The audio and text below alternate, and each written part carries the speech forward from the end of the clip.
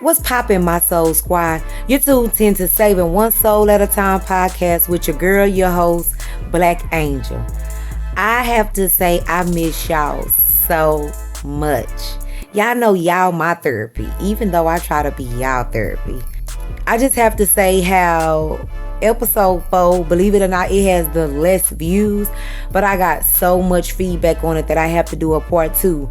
And since the feedback that I got was not from just women, it was from men, I just want to do something special for that episode. So I'm going to air that episode as soon as I get it all set up, and I got a little surprise for y'all. So y'all be prepared, because part 2 is coming, and we is gonna break it down and talk about how to gauge a healthy relationship. But today, I just been thinking and wondering, like, what can I talk about today, y'all? Like, did I want to freestyle? Like, what topic? And today, I think I'm just want to freestyle. It's not no certain topic that I'm going to talk about. I'm just going to talk about how to be okay when everything is not okay. And I don't really think that's more of a topic, but that's just more of me sending encouragement and prayers for those who are simply not okay right now. Just know that it's okay to not be okay. The best thing that helps me to get over those situations or those emotions, because that's all it is to look back at everything that I have had to overcome in life. All the trials, the tribulations, the pain, the heartbreak, just everything that we have to endure. We have to be able to always revisit our past so that we can see the things that we overcame, to let us know that even though at this current moment we're not okay, it's going to be okay. Also, if those who didn't know, knowledge is different from wisdom. Knowledge is something that we receive from people, places, things, reading. That's how you retain knowledge.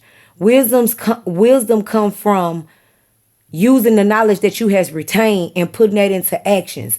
So whenever we gain wisdom, I'm not speaking about knowledge. Knowledge is the key. It's very powerful, but you have to be able to transform that knowledge to wisdom. And that's how you actually make better decisions. That's how you line up to the will. That's how you step out of yourself and step into your will, is by wisdom. So it's very important that we understand that not only do we need to retain the knowledge, we need to put that knowledge into action and use it as wisdom so that we can make better decisions and better choices. But it is okay to be okay. Not okay. I'm sorry. There's nothing wrong with that. It's just an emotion. It does end. Things do get better.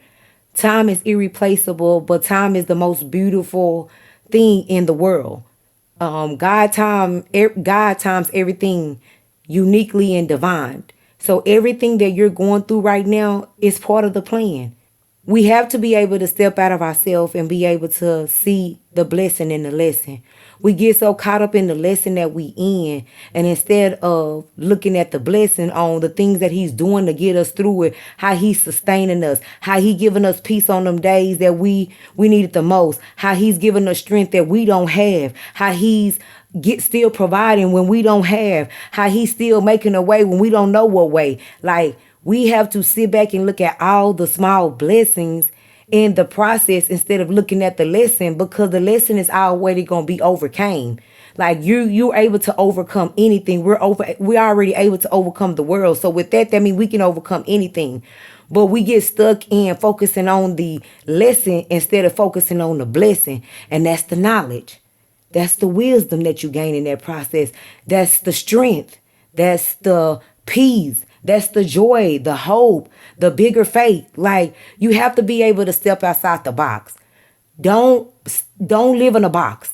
You can do anything your mind is imagining. If you think it, you can achieve it. You cannot think that you're going to have these major outcomes or these major blessings when you thinking simple. You have to think outside the box. You have to be fearless. There's nothing that you should fear but God. Everything else you should be fearless of. You have to be bold.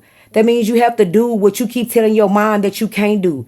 You could do all things through Christ that strengthen you, y'all. That's one of my favorite scriptures because I remind myself that every day when I feel like I can't do something that I know that if I put my mind to it, I can do it. Does that mean I may do it the best? No, but I can do it though. That's all that matters. So there's things that I'm better at than others, but at the end of the day, anything that I do, I put 100%, if not 110% in it. So today I'm encouraging those that feel that how do you be okay when simply everything is not okay, is embrace it. I'm not telling you to accept it. I'm telling you to embrace it so that you can understand what needs to change, what needs to be done, and how long is this trial going to be so that you can overcome it like you overcome everything else that you have overcome that you didn't think you were going to overcome.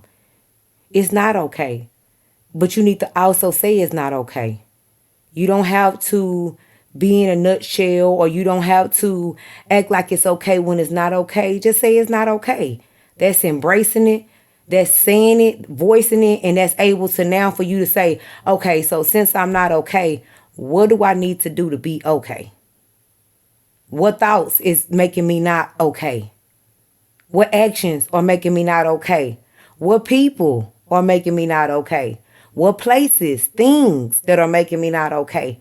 When we not okay, it's things that shake us up that make us not okay. So you need to go back and revisit what's making you not okay so you can address it head first and get out of there, because you will overcome it. But you have to be able to control your mind and not let your mind control you. And that's a hard thing if you're not willing to do something different to get different results. You will not get the results that you want if you're doing the same thing. Something has to change. And I'm not here to tell you what needs to change, how soon it needs to change, but just know there needs to be a change. And you have to step outside that box and make that change. And that's why we be so stuck in our situations, because we afraid of the change.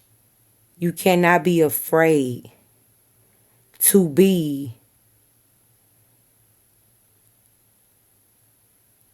you cannot think that you can be this awesome person and fulfill these big dreams if you think little.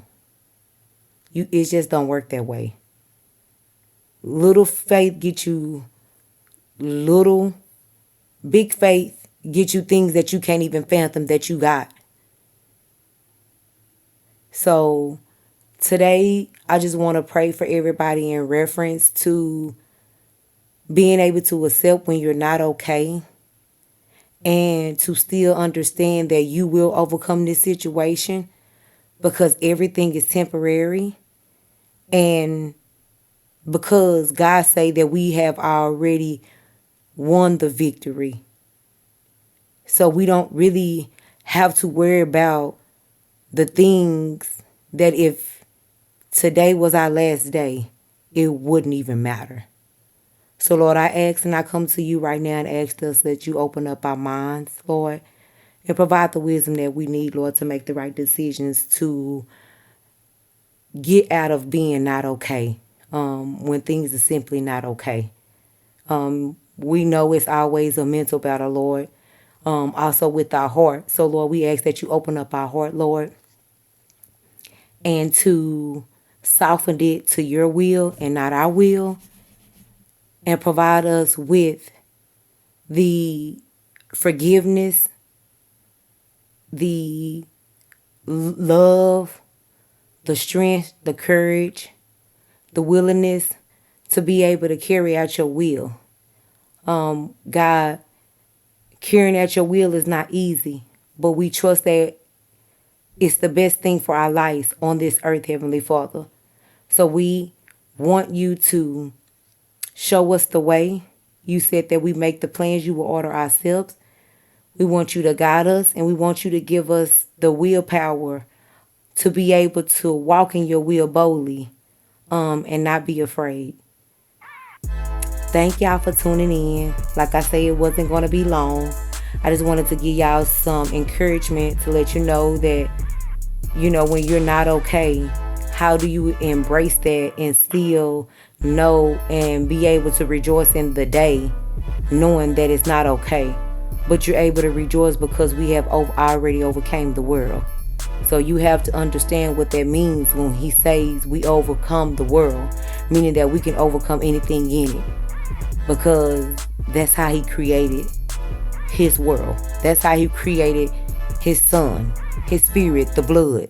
That's part of it. So know that you have somebody fighting with you, and that there's always light at the end of the tunnel.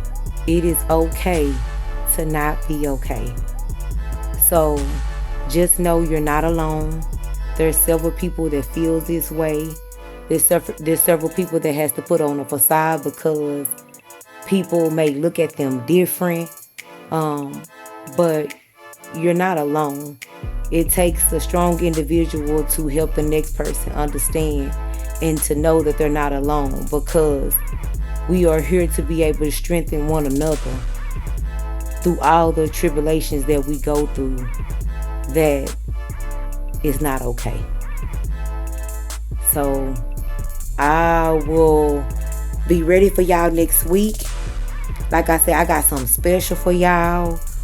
We gonna talk about it. We gonna get down.